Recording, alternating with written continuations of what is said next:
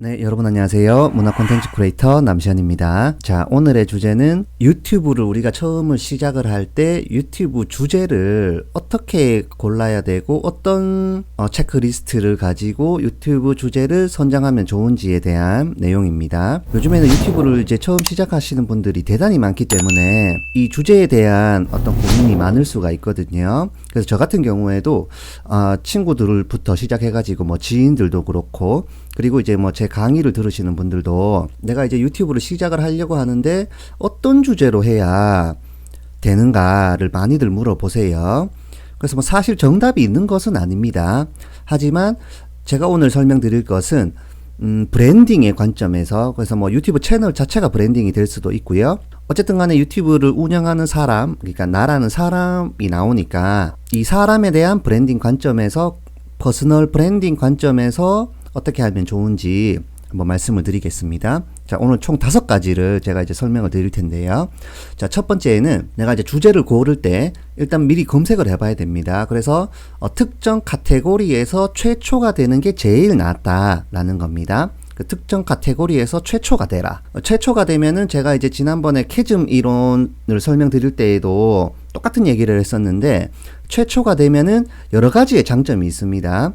그 특정 카테고리로 시장을 많이 선점할 수 있는 것도 있고, 최초이기 때문에 그 분야에서 1등을 할 수 있는 확률이 대단히 높고, 최초인 경우에는 경쟁자가 일단은 없는 상태니까, 물론 나중에는 경쟁자가 생길 수 있어요. 하지만 지금 단계에서는 경쟁자가 없으니까 내가 자유롭게 컨텐츠를 만들어 가지고 활동을 할 수 있는 이런 기반이 됩니다. 그런데 이제 요즘 같은 경우에 유튜브에는 웬만한 주제는 다 있단 말이에요. 그래서 이 최초가 되는 게 지금 단계에서는 현실적으로 그렇게 쉽지는 않지만, 주제를 쪼개가지고 이렇게 세분화를 하면은 잘 찾아봐야 됩니다. 그래서 내가 어떤 주제로 할지 고민을 좀 많이 해보시고 공부도 좀 하셔야 되는데, 주제를 세분화해가지고 특정 카테고리를 자기가 만들어내야만 그 분야에서 최초가 될 수가 있어요. 뭐 누가 와가지고 이 분야 카테고리 비어 있으니까 너가 최초 해라 이렇게 하는 사람 없습니다. 그런 카테고리가 있으면은 벌써 그 사람이 먼저 시작을 해버리죠. 최초가 되는 게 제일 좋아요, 브랜딩 관점에서는.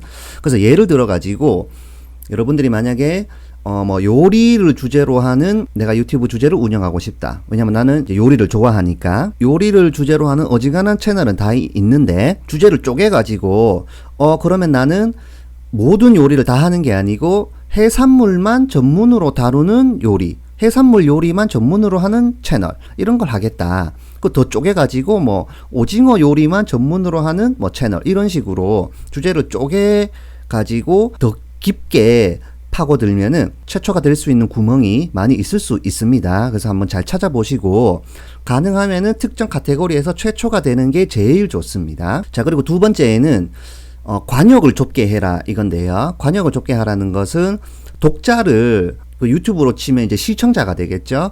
시청자가 도대체 누구인가, 내가 영상 올렸을 때 내 영상을 봐주는 사람들이 누구인가를 알아야 돼요. 그래야 그 사람들에 맞춰가지고 영상을 만들 거 아니에요. 이건 뭐 사실 유튜브 뿐만 아니고 어떤 비즈니스와 관련된 채널을 운영하는 SNS도 마찬가지고 블로그도 똑같습니다. 특히 이제 이런 현상은 초보분들 사이에서 특히 이제 많이 나타나는 현상인데, 제 경험에 따르면 독자가 설정이 안 되어 있기 때문에 나는 그냥 영상 대충 찍어가지고 올려놓기만 하면은 사람들이 굉장히 많이 와서 봐줄 거다, 이런 일단 생각을 하시는 경우가 굉장히 많아요.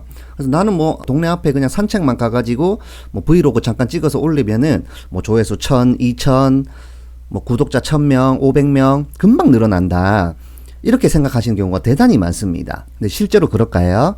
그건 이제 뭐 직접 해보시면 아시겠죠. 그런 경우는 거의 없어요. 그래서 독자가 누구인지 정확하게 타겟팅을 한 다음에 그 타겟팅에 맞는 주제를 쫙 해줘야 구독자들이 좋아할 만한 영상이 되고, 시청자나 독자들이 내 컨텐츠를 구독하고 좋아요 누르고 참여하는 이런 요인을 제공을 할 수가 있는 거예요. 그래서 관역을 좁게 해라. 독자가 누구인가, 독자층을 제대로 골라야 되는 거죠. 저 같은 경우에는 뭐 파이널 컷을 처음 시작하는 분들, 이런 식으로 독자가 잡혀 있고, 어피니티 포토 처음 시작하는 분들, 초보자분들, 이런 식으로 독자가 설정된 겁니다.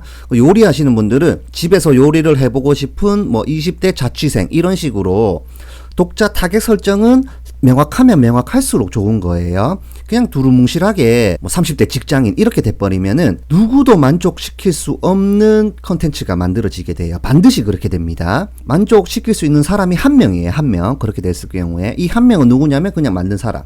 나겠죠? 그래서 독자를 만족시켜줘야 되기 때문에 독자들이 누구인지 설정이 미리 되어 있어야만 주제를 고를 때 수월하다. 이렇게 보시면 되겠고, 자, 세 번째에는 카테고리 최초가 되든 안 되든 관계없이 카테고리의 점유율을 늘려야 된다. 그 주제에 대해서 점유율을 빨리 높이는 전략입니다.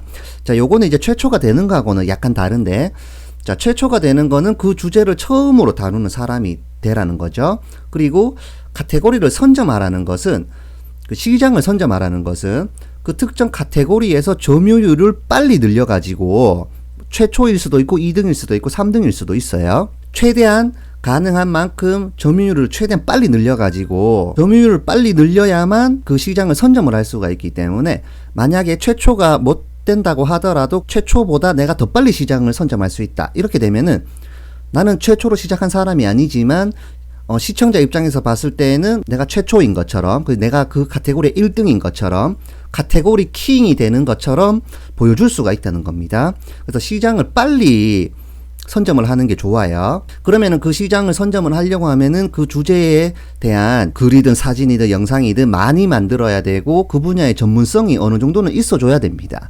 그 분야에서 실제로 업계에서 일을 했던 경험들도 필요하고, 전문성이 있으려면 그 분야에 대해서 또 공부를 많이 하셔야 되고, 이렇게 되는 거예요. 아무것도 없이 그냥 유튜브 찍어가지고 성공하겠다, 이건 말이 안 되죠. 그럼 누구나 다 성공하니까요. 자, 그리고 네 번째, 관심 있는 주제로 시작하라는 겁니다. 관심 있는 주제로 시작을 해야 된다. 내가 좋아하는 주제, 내가 평소에 하는 일들, 내가 평소에 자주 하는 것들 위주로 주제를 잡아야만 영상을 오래도록 만들 수가 있고 양을 많이 늘릴 수가 있어요. 그리고 제가 이제 예전에도 말씀드렸지만, 모든 컨텐츠 채널에서는 초창기에는 퀄리티보다는 양이 더 중요해요. 일단 양을 늘려놓고 그 다음에 퀄리티를 잡아야 되거든요. 그래서 처음에는 내가 인기가 너무 없는 상태니까, 방금 시작했으니까 일단 양을 늘려가지고 그 중에서 한 개라도 그물에 낚이도록 만들어줘야 된다는 겁니다. 그래서 양을 많이 하려고 하면은 관심 있는 주제일 수밖에 없어요.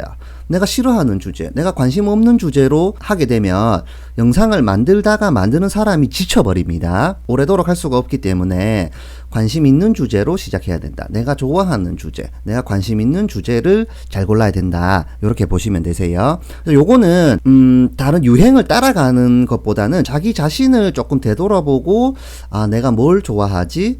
내가 좋아하는 것들은 뭐지? 그리고 내가 좀 관심 있는 분야, 내가 최초가 될 수 있는 분야는 뭘까? 이런 식으로 좀 고민을 많이 해보셔야 됩니다. 자, 그리고 마지막으로 다섯 번째는, 이건 이제 브랜딩 관점에서는 굉장히 중요한 내용인데요. 한 가지의 주제로 운영을 해라 라는 거예요.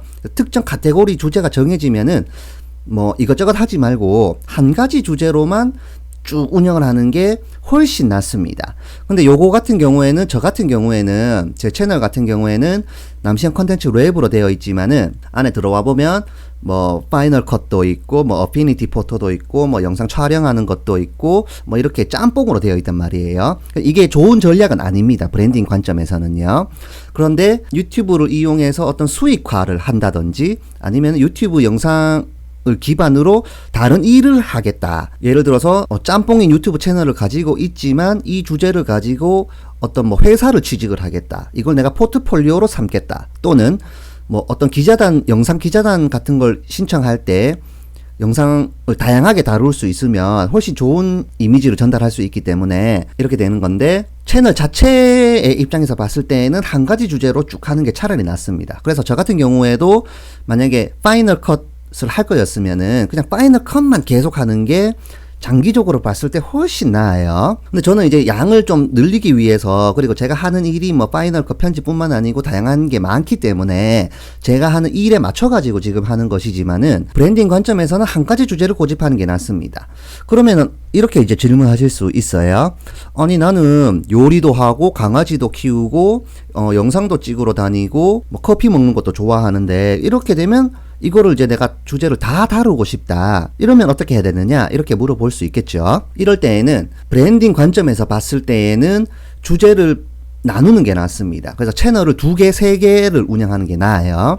요것도 한번 고민을 해보세요. 그래서 파이널 컷 할 거면은 파이널 컷 하는 채널 하나 운영하고, 어피니티 포토를 할 거면은 어피니티 포토 하나만을 다루는 주제를 채널을 또 운영하고, 이런 식으로 해야만 장기적으로 수익도 그렇고 여러 가지 브랜딩을 다각화를 할 수가 있게 되는 거예요. 그리고 브랜딩 관점에서 요때 채널을 쪼갤 때 주의할 점은 보통 이제 기존에 있는 채널의 인기를 그대로 이어가고 싶은 이런 이제 심리가 있기 때문에, 예를 들어서 남시연의 파이널 컷이라는 채널이 있고 남시연의 어피니티 포토 이런 채널을 이제 한다고 했을 때, 앞에 남시연이라는 브랜드를 그대로 이어가고 싶어 가지고 남시연의 파이널 컷 채널, 남시연의 어피니티 포토 채널, 이렇게 이름을 이제 그룹을 묶으려고 하는 이런 어떤 심리가 있거든요. 근데 이렇게 되는 것은 브랜딩 관점에서는 그렇게 좋지는 않습니다. 그래서 차라리 완전히 다른, 이름도 완전히 다르고 뭐 사람은 뭐 똑같이 나온다고 하더라도 이름하고 주제가 완전히 분리되는 게 차라리 나아요. 그래서 오늘은 그 유튜브 주제를 고를 때 브랜딩 관점에서 어떻게 고르면 되는지 5가지를 설명을 드렸습니다. 그래서 정리를 하면은, 특정 카테고리에서 최초가 되라. 그리고 관역을 좁게 만들어라. 독자를 정확하게 설정해라는 겁니다. 그리고 카테고리 시장을 최대한 빨리 선점을 하는 게 중요하다. 그리고 관심 있는 주제로 해야 된다. 그래야 오랫동안 할 수 있다. 그리고 한 가지 주제로 하는 게 차라리 낫다. 자, 이렇게 5가지를 한번 참고하셔가지고 유튜브 주제를 고르실 때 한번 활용을 해보시기 바랍니다. 요거 이제 급하게 하지 마시고, 어차피 기간 많거든요. 제가 예전에 캐즘 이론 설명드릴 때도 말씀드렸지만, 이미 유튜브 같은 경우에는 메인 스트림에 들어와 버렸기 때문에 지금 시작하나 한 달 뒤에 시작하나 큰 차이는 없어요. 지금 단계에서는. 그래서 조금 늦게 하더라도 주제가 명확한 게 훨씬 낫기 때문에, 주제를 내가 어떤 걸로 할지 좀 고민을 많이 해보시고 시작하시면은 훨씬 좋은 효과, 훨씬 좋은 결과를 만드실 수 있을 것 같습니다. 자, 오늘 영상은 여기까지입니다. 영상이 도움이 되셨다면요, 좋아요, 구독하기 한 번씩 눌러주시고요. 저는 또 다음 영상으로 찾아뵙겠습니다. 감사합니다.